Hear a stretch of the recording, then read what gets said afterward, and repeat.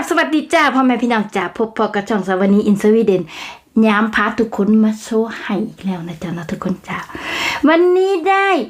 ตำส้มหรือว่าส้มตำทะเลรวมนะจ๊ะนะทุกคนจ้าเดือดปุดอีกแล้วในปากนะจ๊ะนะพี่น้องเอ้ยทุกคนจ้าใส่พริกโพดโพยานเจ้าของไม่ได้นั่งให้นะจ๊ะนะมาพี่น้องจ้าสุหม่องสุมอนสุมุมและก็สุแกเลยนะจ๊ะทุกคนจ้าไม่อยากมาแสบน้ำกัน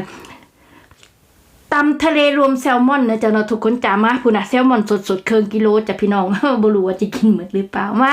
กะจิพยายามกินให้หมดอุ้ยน้ำลายแตกจากมาทุกคนจ้าไม่อยากมาแสบมานัวน้ำกันนะจ๊ะเนาะทุกคนจ้านี่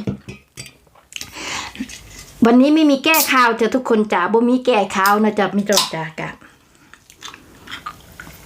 แฟนตาสีส้มๆนะจ๊ะเนาะ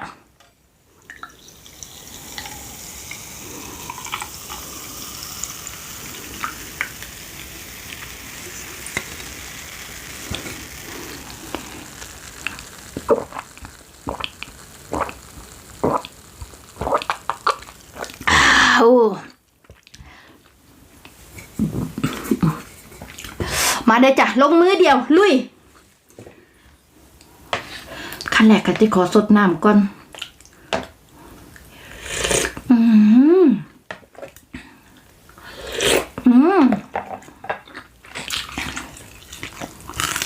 ขึ้นช่ายฝรั่ง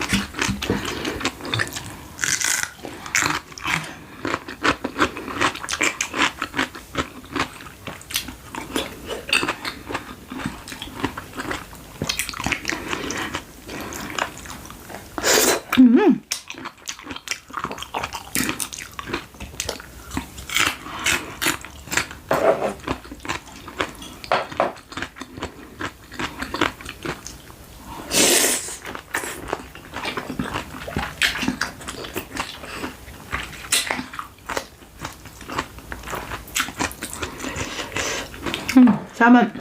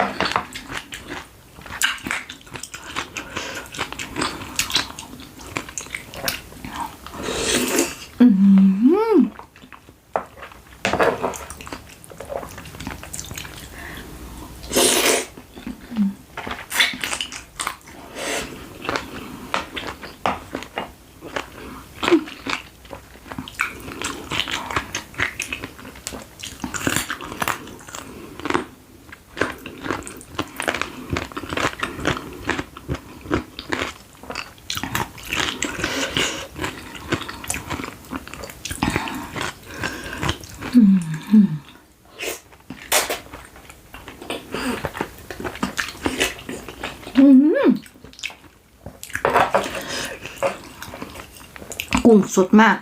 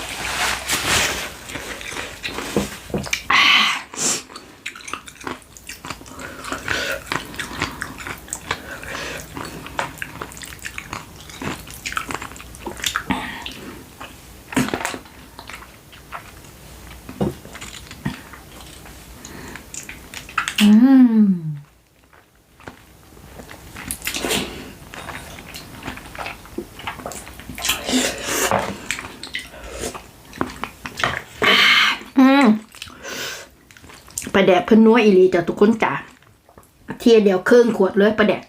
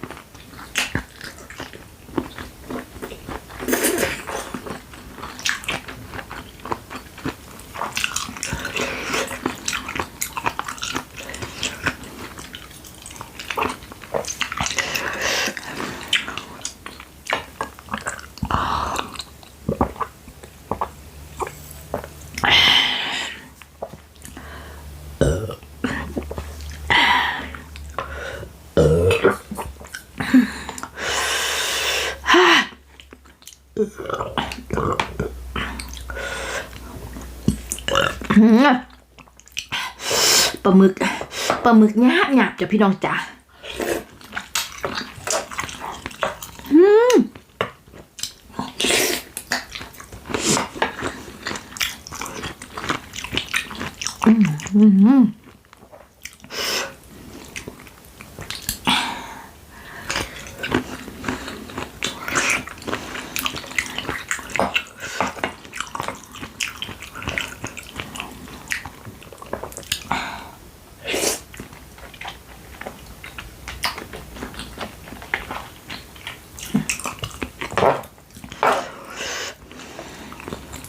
ปลาหมึกไหมอ่ะ